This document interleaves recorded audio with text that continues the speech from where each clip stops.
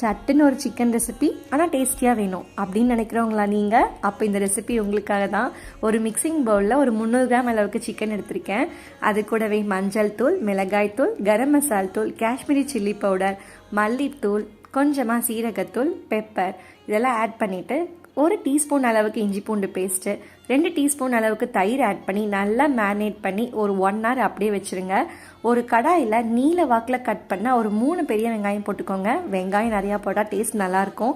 வெங்காயம் நல்லா brown colour ஆகிற வரைக்கும் வதக்கிட்டு அது கூடவே நம்ம மேரினேட் பண்ணி வச்சுருக்க சிக்கன் ஆட் பண்ணிவிட்டு க்ளோஸ் பண்ணி ஒரு 15 நிமிஷம் அப்படியே அந்த எண்ணெயிலே வேக விடுங்க.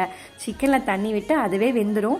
உங்களுக்கு வேணும்னா கொஞ்சம் தண்ணி ஆட் பண்ணிவிட்டு இன்னொரு 5 நிமிஷம் வேக வச்சு நல்லா சுண்டுனதுக்கு அப்புறமா ஸ்டவ் ஆஃப் பண்ணிவிட்டு பச்சையாக கொத்தமல்லி இலை, கருவேப்பிலை, பச்சை மிளகா போட்டு பெப்பரை போட்டு மிக்ஸ் பண்ணி க்ளோஸ் பண்ணி 10 நிமிஷம் கழிச்சு சர்வ் பண்ணுங்கள். கண்டிப்பாக இதுதான் மறுபடியும் ட்ரை பண்ணுவீங்க. அவ்வளோ டேஸ்ட்டாக இருக்கும்.